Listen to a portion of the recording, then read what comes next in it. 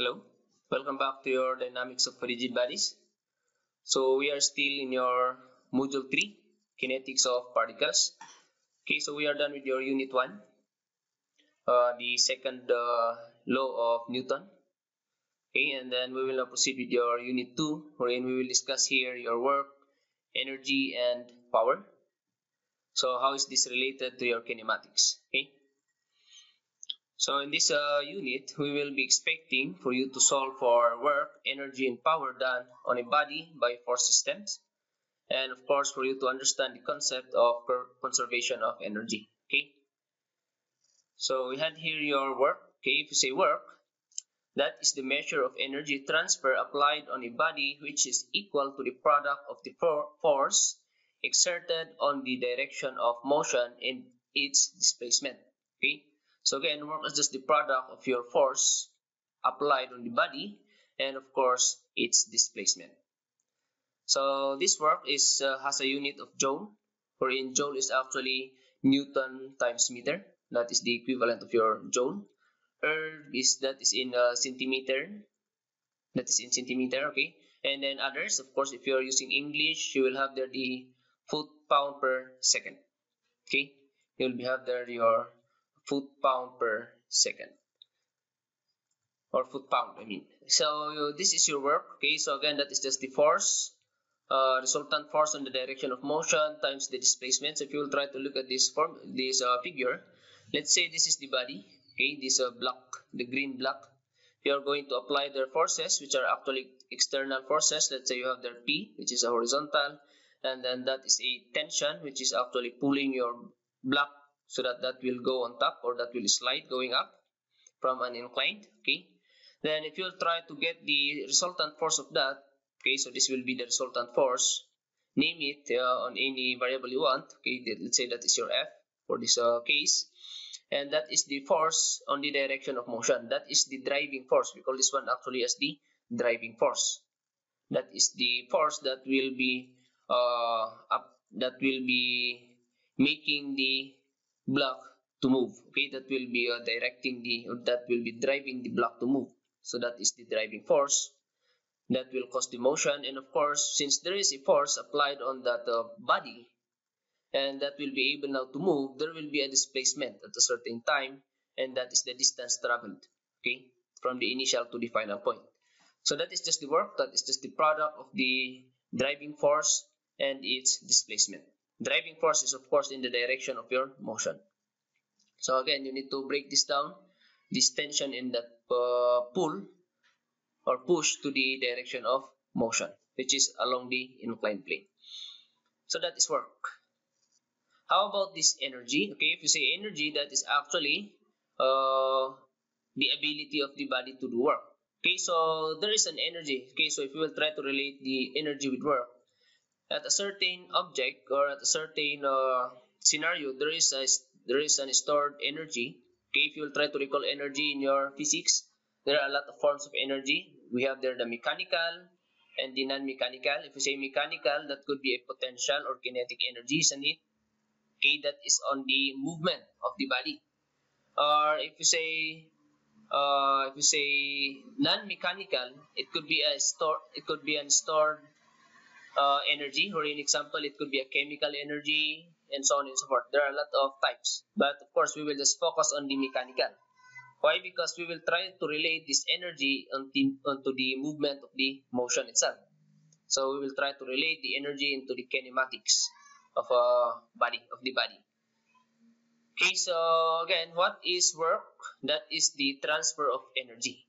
If you have an energy stored in you and you're going to transfer that into something, so that will do a work. Okay, it means you are transferring an energy into a certain body, into a certain object. That is what we call as the work, doing a work. But of course, since before we will go there, we need to recall your energy. Okay, so again, as I've said, there are types of energy, but we will focus on the mechanical energy. Or in mechanical, that could be a potential energy or it could be a kinetic. If you say potential, it is the energy is stored. It is the energy stored on a body at rest. A body at rest actually has an energy stored in it. So if you will try to start the motion, that will now release the energy and it will now become a kinetic energy. Okay, so that is the mechanical energy. So let's start with your first one. Okay, so again, this energy is the same unit as the work, since again work is just released energy. So joule, erg, and others. And then of course, these are the types that we will be dealing with. Relating it to kinematics is your first is your gravitational potential energy. Okay, that is the potential energy due to gravitational force. So again, if you say there is a body at rest, of course, as you can see, that is at rest. So it seems that there is no movement, there is no energy stored in that. But actually, there is an energy that is stored on that body at rest because of the pull of gravity. It means that, okay, let's say you will try to hold something, okay, you will try to lift something. Then, why is it that you will fail what to call a weight? Because of that force acting, actually because of that energy caused by the gravitational force. So if you will try to release that one, that will now be releasing the stored energy, which is the potential energy caused by the gravity, and it will now be having a motion. And that stored energy, the potential energy, will now be converted into a kinetic. Kinetic is the energy due to a motion of a body. Okay, so that is this kinetic energy. Potential and then kinetic. We have one more type of potential energy. Okay, one more type of potential energy is actually the if we are talking here of springs. Okay, so we call that one the elastic strain potential energy. That is the capability of an elastic string to do work because of its strain condition. Okay, so for example, you have there a string and you are going to strain that one. It's either you will pull or you will push. Okay, so because of that scenario, there is a stored energy in that spring already ready to be released. Okay, let's say you are going to push that one and you are going to release, that will suddenly snap or that will suddenly push something that is on the end of these strings. Or if you are going to stretch that one, that will suddenly release, that will suddenly, okay, pull the objects at the end of the string. So that is the elastic strain potential energy. It is an energy, potential energy that is now ready to be released, okay, due to the strained spring. You are going to strain, or you are going to stretch, or you are going to shrink the string. That is the other type of potential energy relating it to springs, because this is most of the time also what we call this one encountered if we are talking here of motion, relating to motion. Okay, so again, we have there the energy only stored because of the gravity, that is gravitational potential energy. Let's try to denote that one as PE sub J, so that will sub G, so that will be differentiated from the elastic strain, which is PE sub E. Okay, so how do we compute this one? Okay, again, as if you will try to recall the unit of energy and work, that is joule, which is Newton meter. Newton is a force, meter there is actually a displacement or a distance. And if you will try to go back to the work is equivalent to the force, driving force times the displacement, a product of the force and the distance. Therefore, if you will try to consider a gravitational force, that is actually the force which is due to the weight.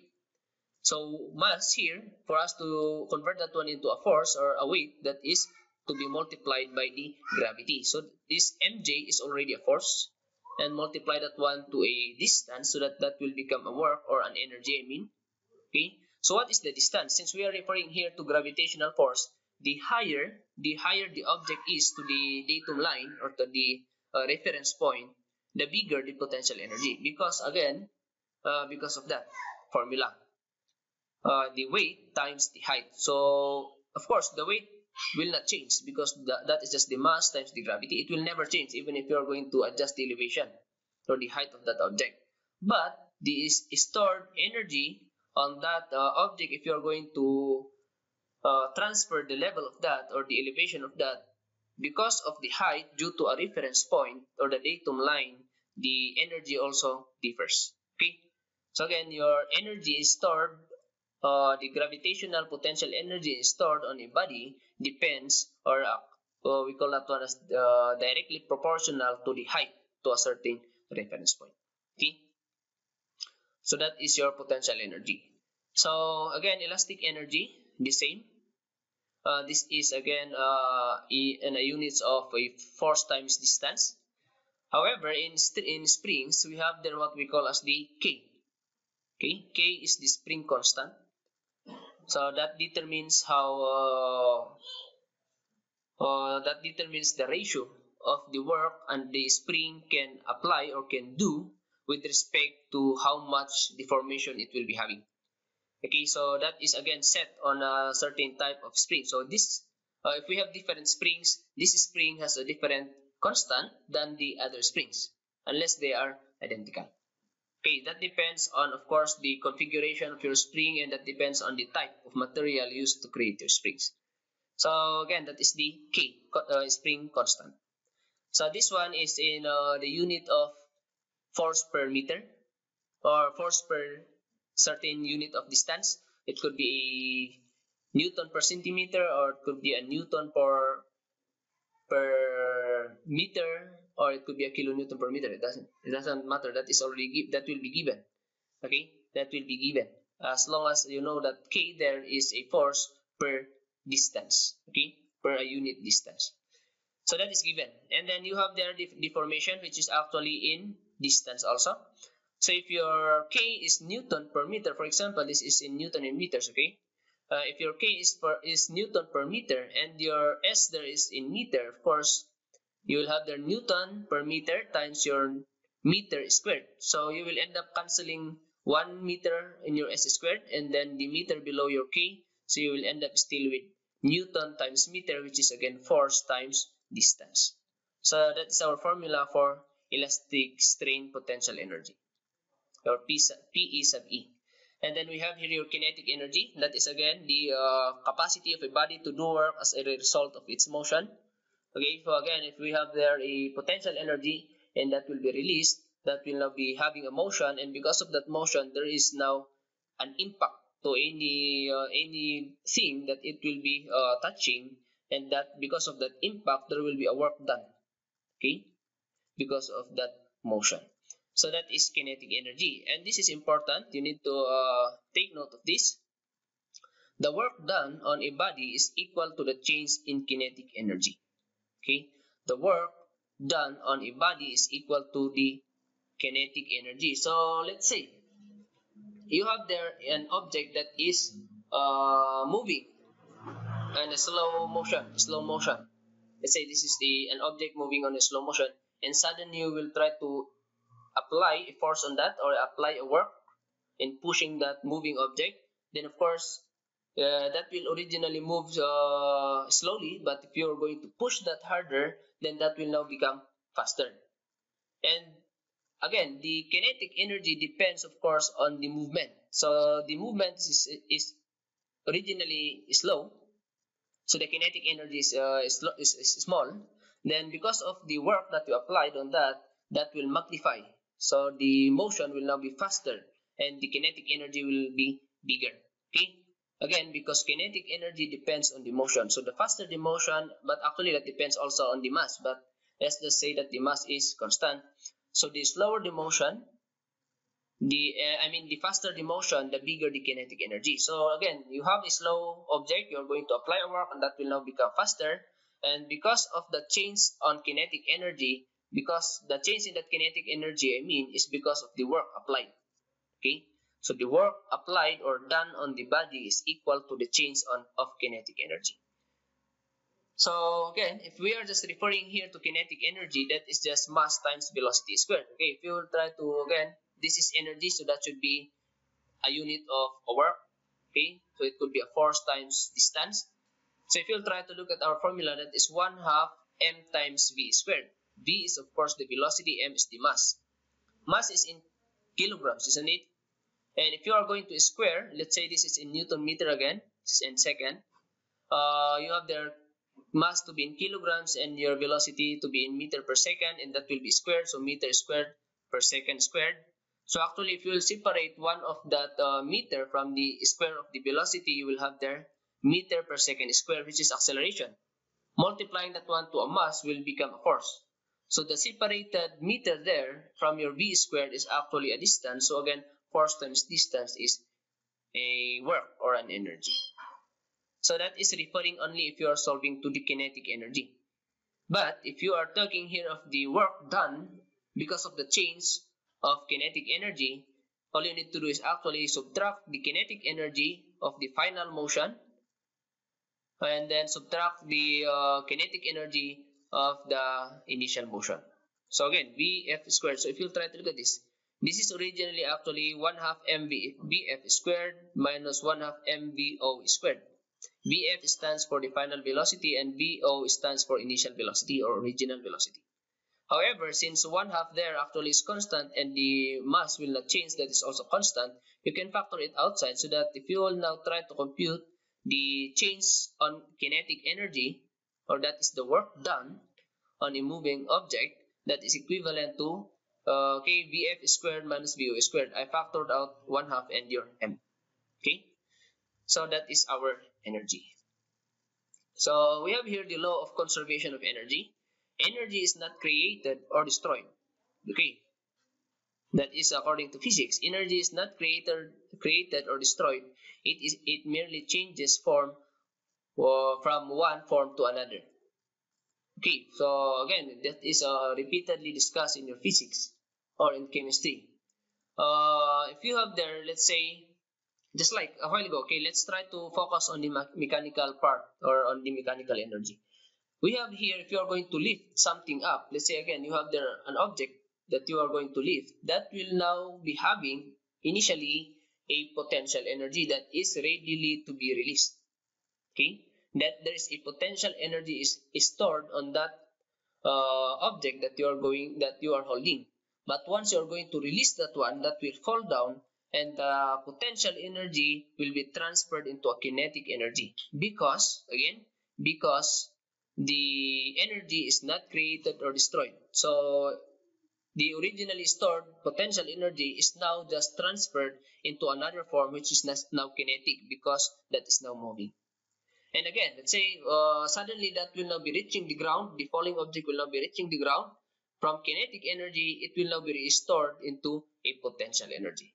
So again, energy is still there. It is not destroyed or it is not created. It is just merely transformed into another form.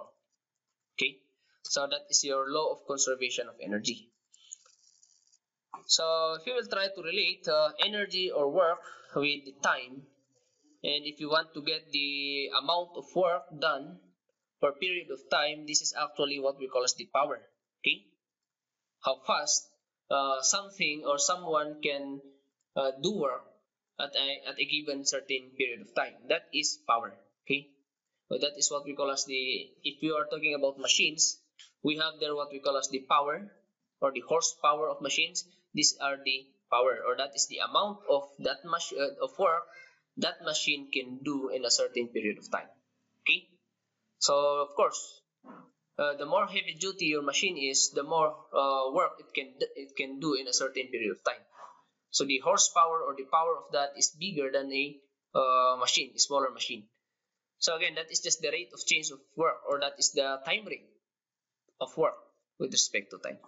So again, work done with a period of time, so that is power. So what is work again? Work is force times displacement, and you are dividing that by time. So let's say F there is the force, S is the displacement, since that is your work, isn't it? And T there is time. But if you try to look at this, S over T, that is velocity, isn't it? Velocity is distance or displacement over time, S over T. Therefore, if you want to now to simplify further your equation for power, you can change that S over T into a V, that is your velocity. So instead of having power equals Fs over T, you can have only there as power is equal to force times velocity. So again, F there is the resultant force in the direction of motion, or that is again what we call as the driving force of the motion. And then the V there is the velocity, of course, of the motion itself. And then P is of course the power. Okay, so again, your force there should be on the same direction as the motion. That is the force that we are referring to. That's the driving force. Okay, so these are the common units. Where's that? Wait, yeah. These are the common units that is used. If we are in MKS, it means that is meter. What do we call this one? MKS stands for meter. Wait lang. Wait. Meter kilogram seconds. That is the meaning of your MKS. If your unit is MKS, it means that is in meter kilogram seconds. So if those are your units, your work there is in joule because your force is in newtons, and of course your distance is in meters.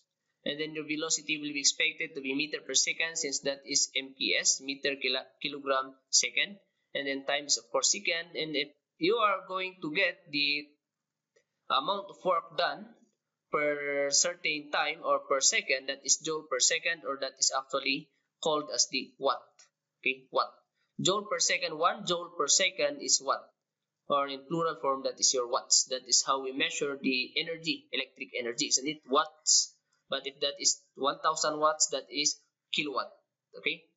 If you are in CGS, that means centimeter, your distance is centimeter, your weight, your mass is in grams, and your time is in seconds. Your equivalent there is erg, your work there is ergs, okay? And then your force there is in dynes, because your velocity is centimeter per second, so you will expect that your acceleration is centimeter per second square. Your time is second, your power is ergs per second. And if that is in FPS, that is in your English unit, foot pound second. That is the meaning of FPS, foot pound second. If your distance is in foot, and then your mass is in pound, and then of course you will have there your distance in your time in seconds, then you will have there the work is of force times what do you call this one? Force times distance, which is foot pound. Your foot there is the distance, your pound there is the force, and then of course your force is in pound, your velocity is foot per second, your time is second. Of course you will have their foot pound per second for power. But again, let's try to, since we are most of the time we are using different units of power. Most of the time we converted a power into horsepower. Okay, what is the meaning of horsepower, or what is the equivalent of horsepower? That is equivalent to 746 watts. Or if that is in kilowatt, that 746 watts is 0.746 kilowatts. So that is the equivalent of 1 horsepower. Or if you are relating it to FPS or foot pound per second, that is equivalent to 550 foot pound per second. So that is your power units. Okay, so now let's try to have examples. So the 15 kilogram block moves on an inclined surface with a slope of 3/4. Okay, that is our slope. That is the slope of our inclined plane.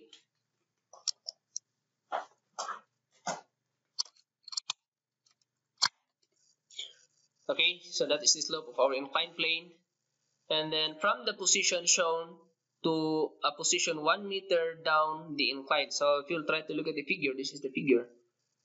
You have here this block here is 50 kilogram, and that moves on the inclined surface. So this inclined surface has a slope of 3/4. By the way, if you say slope, that is tangent theta, isn't it? If you have a theta, but if you do not have theta, that is rise over run. So if I will try to create the right triangle relating your incline, the rise there or the height is 4, and the run or the distance is 4, 3 or 3 and then 4. So actually, if you want to get the angle for you to use sine and cosine later on, if you will try to break down forces, isn't it, into its component, you want to solve theta, no problem. But since 3, 4 is the height of your right triangle, you can actually get the hypotenuse of that to be 5, isn't it? 3 squared is 9, 4 squared is 16, 9 plus 16 is 25, square root of that is 5. So we have a whole number. It is better also for us to use a ratio of the rise over run instead of getting the angle for you to get your sine theta. So instead of having a sine theta there, let's say you want to get the sine theta to get the equivalent of the component in front of the angle, then actually sine theta is opposite hypotenuse, so you can actually make use of 3 over 5. Okay, it is simpler than inputting their sine of an angle.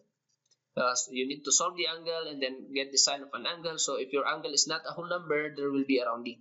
So if your equivalent fraction for slope is simpler, why not make use of that, isn't it?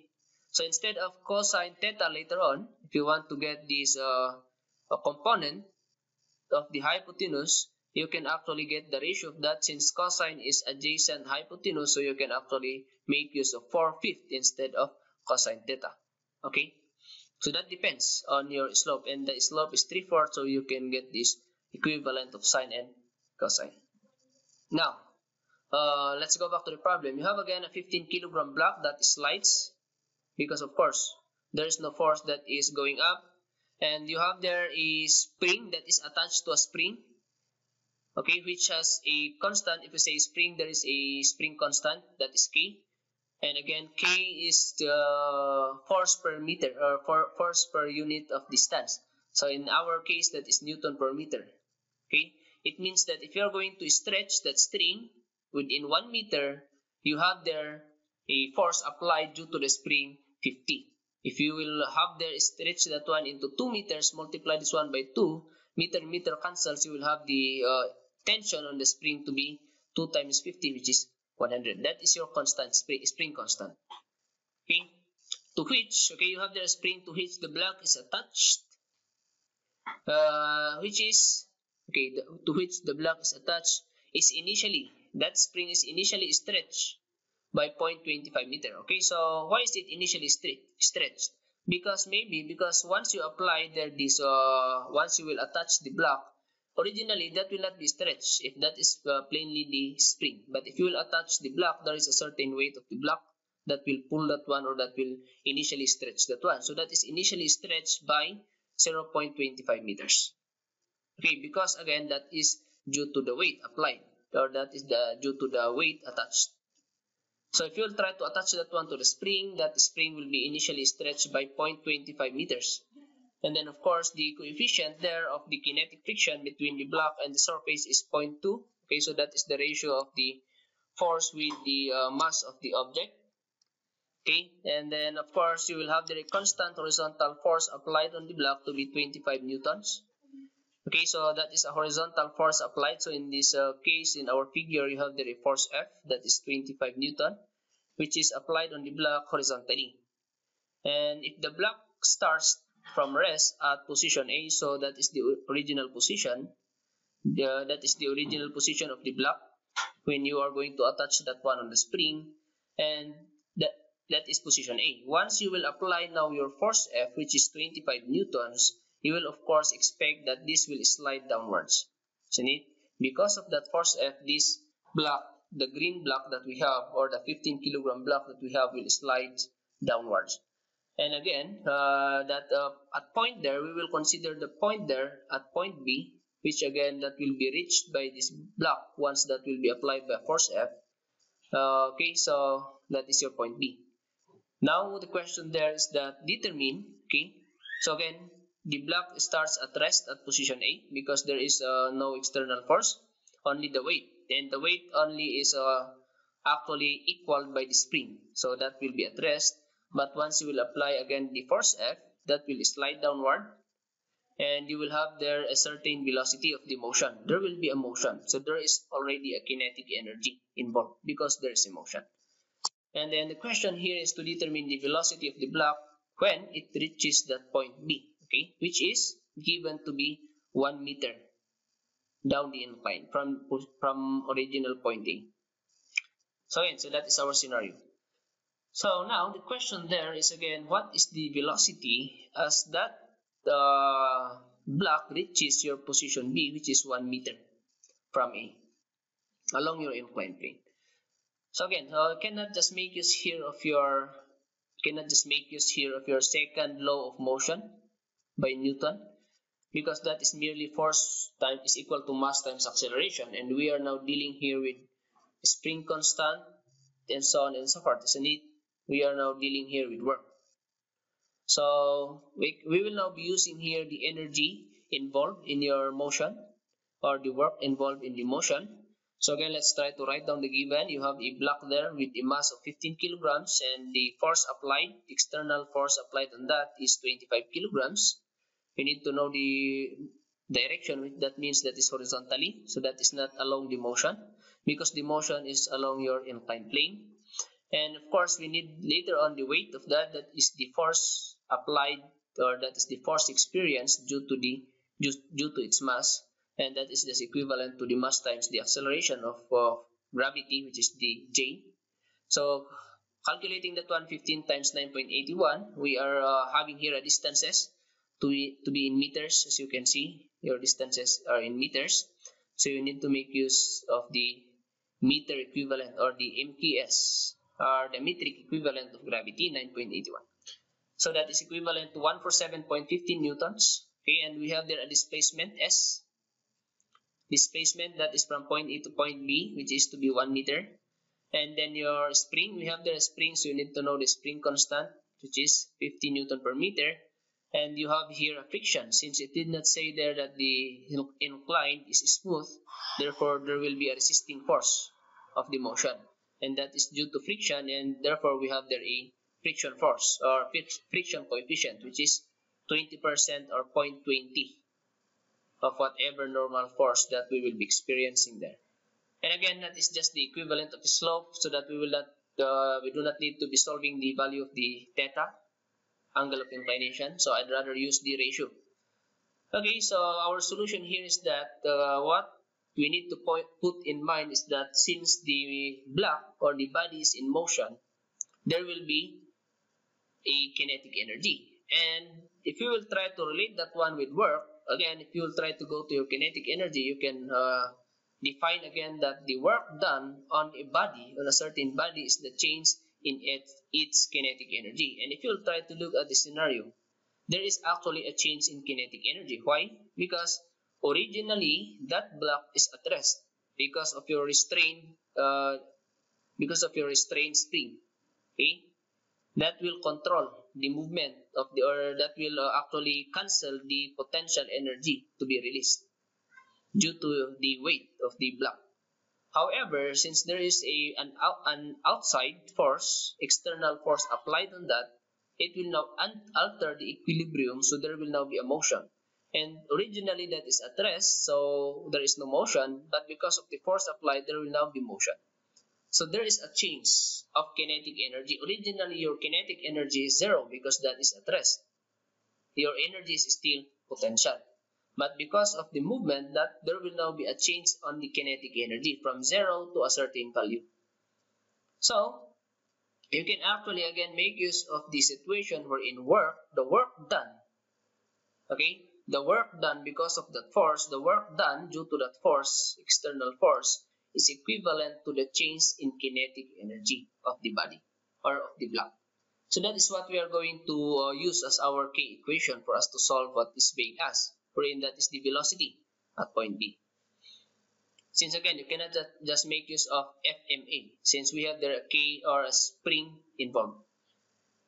Okay, so the work total, okay, if we say work total, since if you try to break this down, there are a lot of forces applied. This tension here is the spring, so there is a work applied, work done because of the spring, and the work is actually negative because it is trying to stop the motion, and the motion is of course going down. And if you try to look at the others, there is a weight, of course, force due to the weight, so you will break this down into components, and then force due to this F. That is not totally F because it is not directed towards the motion. You need to break this down into components later on. So these are the components. So if you will try to get the total of that, the total actually is because of the force. If you will try to break this down, the force F could be break down into Fx. Let's say that is the x-axis, and the perpendicular to that, the normal to that, is your y-axis. Okay. So the force that is parallel to the x is actually the driving force due to that F. So there will be a result of that in the motion. And this Fy, that will just be contributing to the friction. And you have there your Wx, that is the component of the weight, parallel to the motion. So that is a driving force also. And then of course, you will have there your weight y, which is a perpendicular, which is that will be contributing to the normal force. And then later on, because there is a normal force, you will expect that there is a friction force because also there is a coefficient. It means that that is not smooth. So since there is a normal force and there is a roughness coefficient or friction coefficient on between the ground or between the incline and the block, you will expect there a resisting force, which is your friction force. Let's denote that one as small f, since we already use your big F to be the force, external force. Okay. So again, there are a lot of force that is actually acting on the body for the motion to happen. You have a driving force due to F, your Fx. You have a driving force due to Wx of weight, and you have a resisting force due to the friction. And again, that is because of the normal force given by your Wy and Fy. As you can see, your Wy is trying to stick your block so that that will not be lifted by your force F. So that is the one that is creating the friction actually. However, you have there also an Fy, which is opposite direction. It is away from the surface. It means that is trying to lift your box away from the surface. So if ever the Fy is bigger than your Wy, your normal force is a negative. So it means if that is a negative, then that box is lifted. It is not touching the surface. But again, if your weight is bigger than that Fy of the F, then there will be a friction force. So we can see that one later on. That is the summation of forces Y to get your normal, isn't it? And then of course, we will not combine your tension because of the spring, since in the first place, we do not know that one. What we are given is the spring constant. What we are given is the spring constant. So we will try to separate the work done by that spring. And of course, summating the resultant will include your Fx, your Wx, and then your friction force because of that Fywy. Okay? So that is the resultant force that will drive the movement downwards. So if we will try to apply again the total work, that is the work by the resultant R in our figure, and then subtract the work by the spring because the spring is trying to resist the motion. So that should be a cancelling work, or that should be a subtracting work or a negative work. Okay.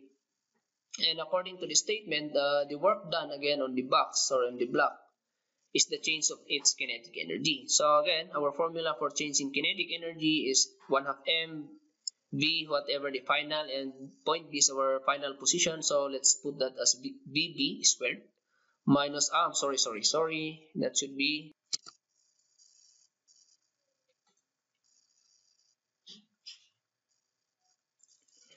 okay. So again, that's it. I just changed that one to vis-a-vis. So again, your final velocity is squared minus the initial velocity. So our final is actually the velocity at B, which is actually the unknown. Okay. And then the initial there is the velocity at A, which is actually 0, since that is at rest originally, when there is no outside force applied yet. So we'll try to now to solve that one. First, let's try to solve your work due to resultant, and then later on work due to the spring, and equate that one with your change in velocity or change in kinetic energy, and then solve that vis-a-vis. Okay, so let's start by the work done by the force, resultant force. So that is your force R here. So again, what is that again? Again, work is just the force times displacement, but our force here is the resultant, and the distance there is the displacement, which is 1 meter, since that is given 1 meter. And then, okay, let's try to denote that work by resultant as W sub R, so that we will differentiate your W with your weight, since we have a W later a while ago, which is your weight. So let's denote that work as W sub R for the resultant, work done by the resultant. Your resultant is the R, and displacement is S. Okay. So all we need to do is find that resultant. And again, if you try to look at this, summate your forces along X, except your T. Later on, that will be separated. Okay. So except your T first. Since again, you do not know the tension, that is only given because of the constant K later on. We will solve directly the work by that, and then subtract whatever work done by this spring. Okay, so what is the force that is applied on the resultant, or that will give us the resultant, is your Fx. that is along x. Summate your forces going down. So of course positive will be going the direction of motion, so that is f of x. And then what else? Wx, that is along going to the motion. And we have there minus your friction force, since that is of course always against the motion. And then later on, however, your friction force is just the mu times n. Your n is normal force, your mu is the friction coefficient, which is 0.2 or 20%. And then getting your normal force, that is due to the weight y and then force y. So again, let's assume that this will be sticking on the box will be still touching the surface. So your weight y is bigger than Fy. So weight y, let's say that is again the positive. So your normal force there is the weight y, which is equal to, normal, which is equal to weight y. Subtract your Fy, since that is against. Okay. And then change your f there to this equivalent. You will have there the value of f instead of your f there. However, your fx and wx, wy and fy are actually components of your f. And then your wx, wy is components of y, so of your w. So we will break this down using your slope.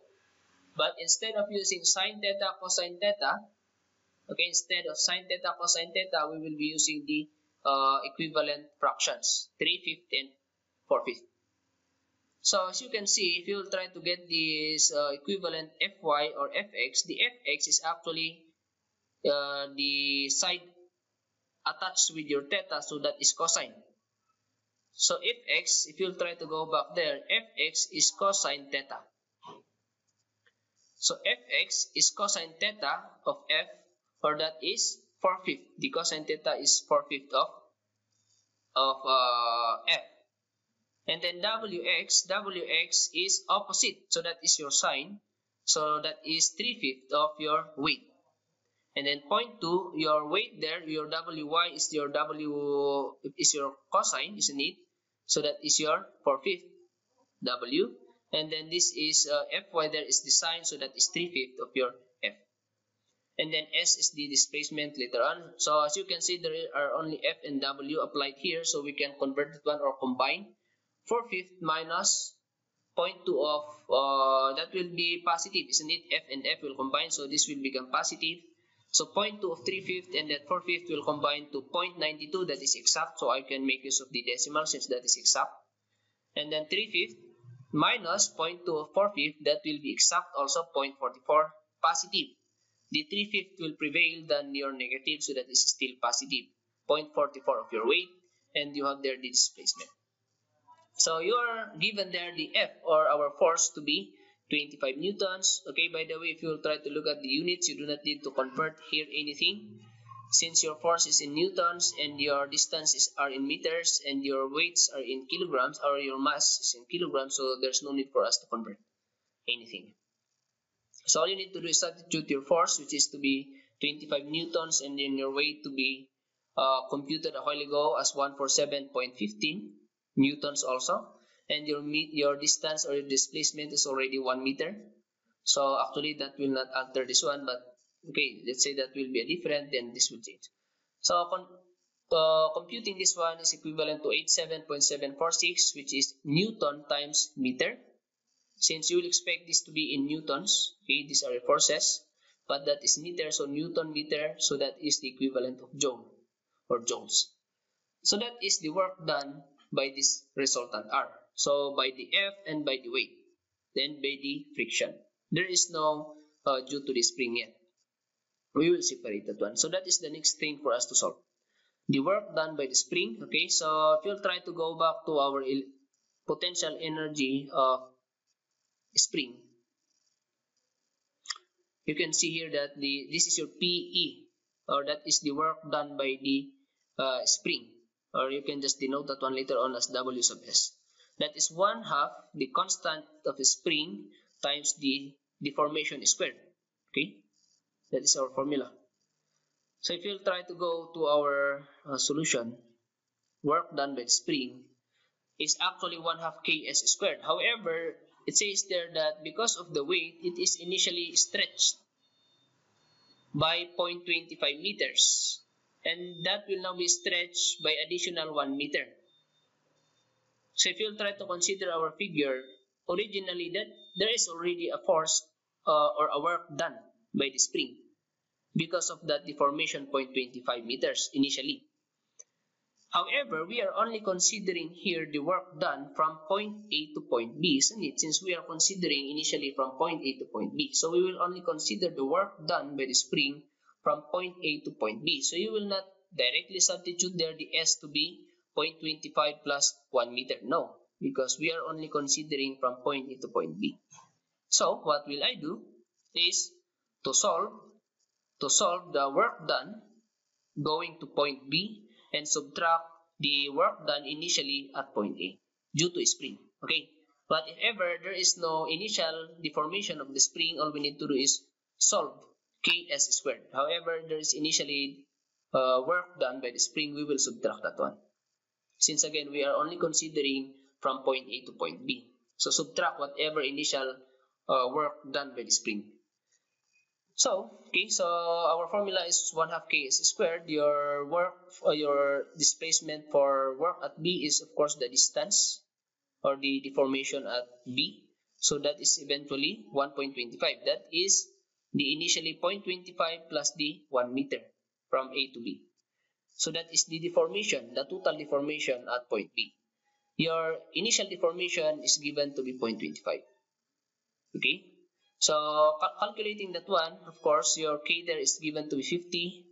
So calculating that one, that is 37.50 joules. However, going back to our working equation, this is our working equation, the work due to spring is negative. Why? It is trying to resist. It is trying to resist the motion from happening. Or it is trying to reduce the work actually. So that means we are going to subtract that 37.50. So your work by resultant is 87.746. And then subtract there your weight done by the spring, which is 37.50. And then equate that one with your change in kinetic energy, which is 1/2 mv squared minus va squared. Your m is 15 kilograms. Your vb is actually the unknown. And then your initial velocity is at rest, so that is 0. So actually playing around with this, that is just algebra, you will end up with the final velocity at point B to be 2.59 meter per second. So that is the answer for example number 1. We cannot actually again make use here of plainly second law of Newton, since there is already a spring involved. Okay, so we will be using here the work, relating work energy with your movement. Okay. By the way, the question there is, how will we relate? So if you will ask me, sir, when do we use this work and energy to solve kinematics? The relationship of work and energy to movement or to the motion is actually the kinetic energy. Okay. So if you will try to relate, if you will try to solve something using work and energy, solve something that has something to do with kinematics or motion, the relationship is always total work done is equal to the change in kinetic. Since again, that is the only time we will relate the motion with the work or with the energy. Okay. So let's try to have now one more example for this topic. So let's have this one. Let's try to have power. Let's try to relate power also. So you have here 60 kilogram block which is being pulled up on this slope with that is given slope to be 3/4, just like a while ago, by an electric motor. So let's say this is your electric motor that is the one trying to exert effort to pull this block, 60 kilogram block, upwards. Okay, so what are we going to do is to determine the power required. Okay, so of course the work will be done by this electric motor. And what we know in motors, what we know is the power, the given or the required power is to be found on the motor, because that is what we are going to use in doing the work for us to pull that block up the ladder or the incline.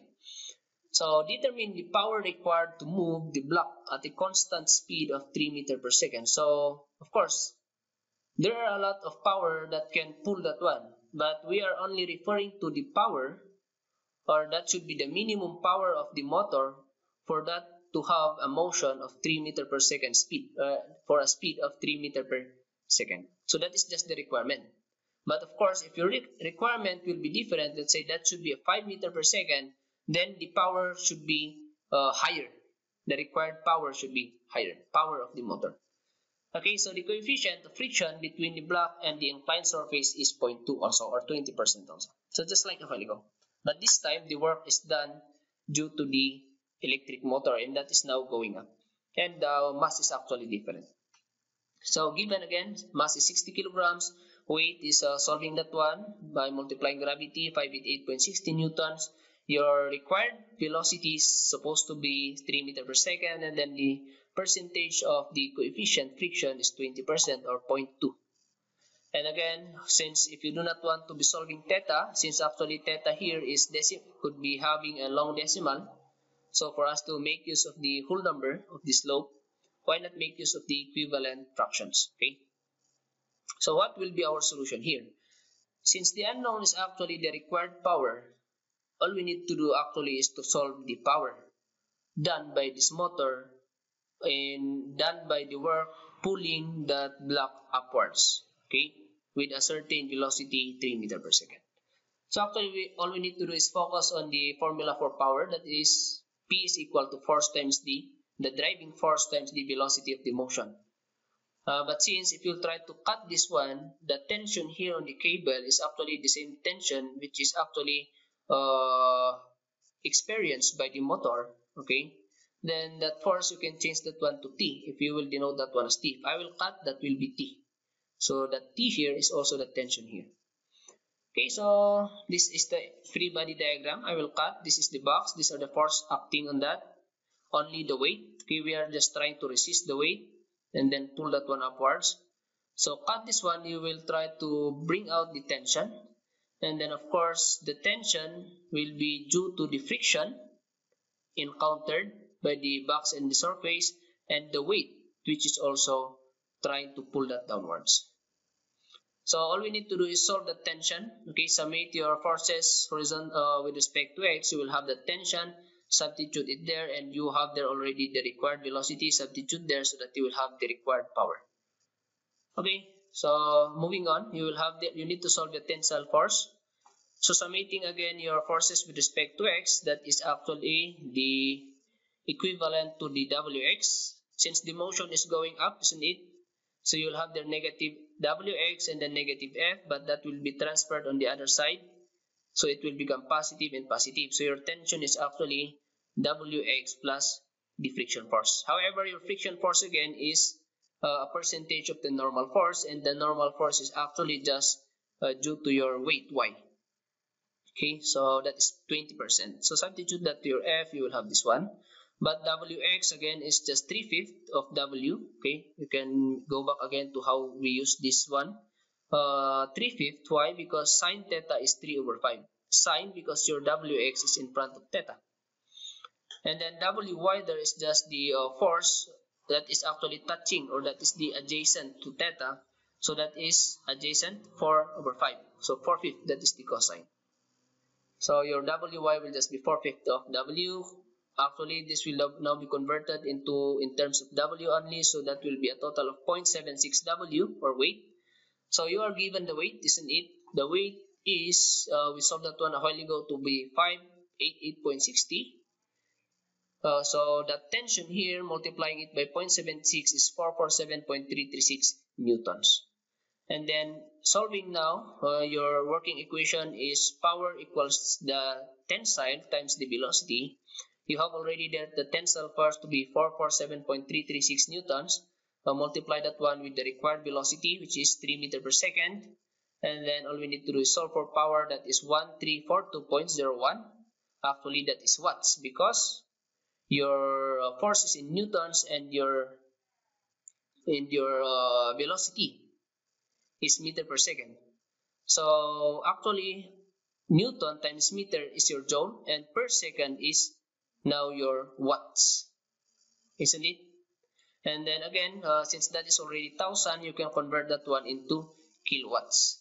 But if you want that to be in horsepower, because again, that is most of the time, that is what you can read in the label of the motors. It could be a horsepower or kilowatts or watts.